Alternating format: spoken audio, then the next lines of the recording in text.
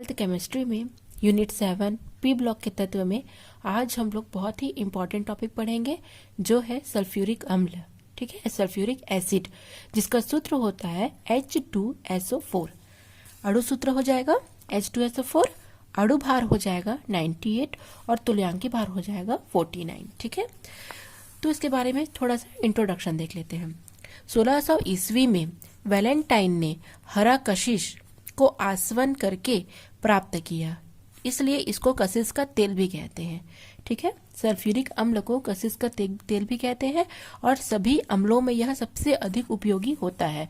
इसका उपयोग उर्वरकों, पेंट, रंजक, विस्फोटक, प्लास्टिक, डिटर्जेंट आदि बनाने में किया जाता है, इसलिए इसे रासायनिक पदार्थों का राजा, जिसे हम किंग ऑफ केमिकल भी कहते हैं।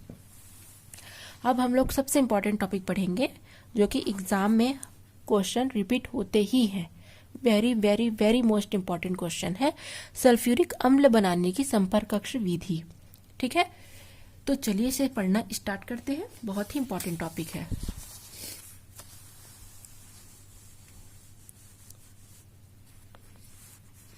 ठीक है, चित्र आप लोग के स्क्रीन में आ गया होगा, आप देख सकते हैं। ये बहुत ही अच्छा, बहुत ही इम्पोर्टेंट टॉपिक है और इसके बारे में एग्जाम में क्वेश्चन पूछे जाते हैं। क्वेश्चन इस प्रकार आते हैं, सल्फ्यूरिक अम्ल के निर्माण की संपर्क कक्ष विधि का निम्न बिंदुओं में वर्णन कीजिए। पहला आएगा नामांकित चित्र, दूसरा आएगा रासायनिक समीकरण और तीसरा आएगा उपयोग। तो आप लोग को इसे हर हाल में प्रिपरेशन करके जाना है। ठीक है, इसका केवल नामांकित चित्र पूछा जाता है, इसके सिद्धांत और इसकी क्रियाविधि नहीं आते हैं। तो चलिए पढ़ना स्टार्ट करते हैं। सल्फ्यूरिक अम्ल के निर्माण की संपर्क कक्ष विधि। जो सल्फ्यूरिक अम्ल के निर्माण की संपर्क कक्ष विधि है वो निम्नलिखित चरणों में कंप्लीट होती है। आप देख रहे हैं यहाँ पर ये सल्फर बर्नर है, ये धूल कक्ष, धावन स्तंभ, शुष्क स्तंभ, आर्सेनिक शोधन, यहाँ पर आएगा परीक्षण कक्ष, यहाँ पर संपर्क कक्ष और अंतिम आ जाएगा आपका अवशोषण स्तंभ। यही क्या हो जाएगा आपका अवशोषक स्तंभ या अवशोषण स्तंभ भी लिख सकते हैं। तो इस प्रकार से आपके जितने भी कक्ष दिख रहे हैं इसको क्या किया गया है, अलग अलग, ठीक है, स्तंभों में या चैम्बर में इसे डिवाइड कर लिया गया है। ठीक है, अलग अलग स्तंभ या चैम्बर में इसे डिवाइड कर लिया गया है। तो इसकी जो निम्नलिखित चरण है या ये सल्फ्यूरिक अम्ल निर्माण की जो ये संपर्क कक्ष विधि है, ठीक है, इसकी क्रिया विधि क्या है इसके बारे में हम थोड़ा पढ़ लेते हैं। सबसे पहले आएगा यहाँ पर आप देख रहे हैं सल्फर बर्नर। ठीक है, सल्फर बर्नर में क्या किया जाता है, सल्फर को गर्म किया जाता है, गर्म करके या जला के, ठीक है, सल्फर बर्नर में सल्फर को जला करके सल्फर डाइऑक्साइड बनाई जाती है। क्या बनाई जाती है, सल्फर डाइऑक्साइड बनाई जाती है। ठीक है, इसका थ्योरी भी देखते चलेंगे। भट्टियों में या जिसको बोलते हैं सल्फर बर्नर में गंधक या सल्फर को जला करके सल्फर डाइऑक्साइड बनाई जाती है, S+O2SO2। ठीक है, क्लियर हुआ। सल्फर बर्नर में सल्फर को जला करके सल्फर डाइऑक्साइड बनाई जाती है। उसके बाद यह जो सल्फर डाइऑक्साइड है इसको धूल कक्ष में भेज दिया जाता है। ठीक है, धूल कक्ष में भेजने पर क्या होता है, बनी हुई सल्फर डाइऑक्साइड धूल कक्ष से गुजरती है। यहाँ आने वाले वाष्पीय मिश्रण पर जल वाष्प का फुहारा छोड़ा जाता है और यह भाप द्वारा भीग करके धूल के कण भारी हो जाते हैं और नीचे तली में बैठ जाते हैं। ठीक है, क्या कहा जा रहा है, ये कहा जा रहा है कि जब सल्फर डाइऑक्साइड, सल्फर के जलने पर सल्फर डाइऑक्साइड प्राप्त होती है तो यह जो सल्फर डाइऑक्साइड है इसे धूल कक्ष में या डस्ट चैम्बर में भेजा जाता है, जहां से ऊपर से जल वाष्प की फुहार की जाती है। तो जल वाष्प की फुहार करने पर ये जो सल्फर डाइऑक्साइड का जो मिश्रण होता है, वाष्पीय मिश्रण होता है, गैस के रूप में जो मिश्रण होता है वो क्या होता है, तली में बैठ जाती है भारी होकर के।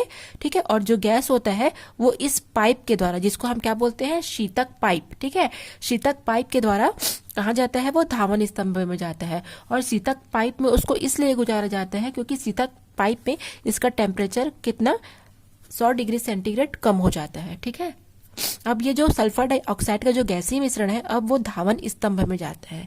धावन स्तंभ में जाते पर क्या होता है, यहाँ पर आप ये देख रहे हैं, ये सारे क्या है, क्वार्ट्ज के छोटे छोटे टुकड़े हैं। तो क्वार्ट्ज के टुकड़े होते हैं और यहाँ से जल वाष्प या जल वाष्प नहीं, जल की फुहार भेजी जाती है, ये पूरा ठीक है, जल की फुहार भेजी जाती है, जिससे क्या होता है, जिससे ये जो ठंडे पानी की जो फुहार से ये जो गैसीय मिश्रण है यहाँ पर, ठीक है, वो क्या होता है, उसमें जितने भी धूल के कण बचे रहते हैं और उसमें जितनी भी अशुद्धियां विलय होती है वो यहीं पर तली में क्या होती है, बैठ जाती है। ठीक है, अब यहाँ पर फिर से सल्फर डाइऑक्साइड जो बची होती है उसको हम शुष्क स्तंभ में भेजते हैं। शुष्क स्तंभ में क्या होता है, यहाँ पर जो ऊंचा बना हुआ स्तंभ होता है इसमें भी क्या होता है, क्वार्ट्ज के पत्थर होते हैं और ऊपर से गंधक अम्ल या H2SO4 की फुहार की जाती है। और जब यहाँ से H2SO4 की फुहार जाती है तो यहाँ पर जो सल्फ्यूरिक अम्ल के द्वारा क्या होते हैं, इसके जो धूल के कण या जो भी अशुद्धियां होती है वो क्या होती है, शुष्क हो जाती है, ड्राई हो जाती है। उसके बाद इसे आर्सेनिक शोधक में भेजा जाता है। आर्सेनिक शोधक में क्या होता है, यहाँ पर आप देख रहे हैं इसमें सब फेरिक हाइड्रोक्साइड होते हैं। तो आर्सेनिक शोधक में ये जो फेरिक हाइड्रोक्साइड है उसमें से जब सल्फर डाइऑक्साइड की गैस को गुजारी जाती है तो ये उसके द्वारा क्या होते हैं, जो अशुद्धियां होती हैं वो इसके द्वारा सोख लिए जाते हैं। ठीक है, अब इसके बाद इसे इस परीक्षक कक्ष में लाया जाता है। इस जो सल्फर डाइऑक्साइड का जो गैसीय मिक्सचर होता है उसको आप कहाँ लाएंगे, परीक्षक कक्ष में, है ना। और यहाँ पर क्या होता है, यहाँ पर जो शुद्ध किया हुआ जो हमारा गैसीय मिश्रण होता है उसको हम संपर्क कक्ष में भेजने से पहले यहाँ टेस्ट कराने के लिए लाते हैं। यहाँ पर क्या किया जाता है, तेज प्रकाश की किरण पुंज को भेजी जाती है, जिससे धूल के कण और जो भी विलेय पदार्थ है वो क्या होते हैं, चमक जाते हैं। ठीक है, तेज प्रकाश पुंज जब भेजा जाएगा तो यहाँ पर ये चमक जाएंगे और चमक जाने के बाद क्या होगा, चमक जाते हैं और इस तरह जो अशुद्धियां होती है उनको फिर से शुद्ध करने के लिए भेजा जाता है और इस प्रकार से पूर्ण शुद्ध और परीक्षित गैसीय मिश्रण को अब संपर्क कक्ष में भेजा जाता है। संपर्क कक्ष क्या होता है, लोहे का बना हुआ एक बड़ा कक्ष होता है और इसमें बड़ी बड़ी ये लोहे की पाइपें लगी होती है और इस पाइप के अंदर क्या होता है, वेनेडियम पेंटॉक्साइड या प्लेटिनम युक्त एस्बेस्टॉस, ठीक है, क्या होता है, उत्प्रेरक के रूप में भरा होता है और इसका टेम्परेचर कितना होता है, 450 डिग्री सेंटीग्रेड होता है। और यहाँ पर क्या होता है, शुद्ध हवा गैसीय मिश्रणों को क्या होता है, पाइप पे जो उत्प्रेरक होता है उसके संपर्क में आने के लिए प्रोत्साहित करता है। ठीक है, इस बड़े बड़े पाइप में वेनेडियम और पेंटॉक्साइड या जो प्लेटिनम युक्त एस्बेस्टस होंगे, ठीक है, उसमें क्या किया जाएगा, हवा का गर्म मिश्रण इन पाइपों में उत्प्रेरक के संपर्क में रह करके आगे बढ़ेगा। अब यहाँ पर क्या हो जाएगा, जो सल्फर डाइऑक्साइड है वो यहाँ पर अब सल्फर ट्राइऑक्साइड के रूप में बदल जाएगा। ठीक है, उसके बाद क्या हो जाएगा, अंतिम जाएगा अवशोषक स्तंभ। अवशोषक स्तंभ में भी क्वार्ट्ज के पत्थर है।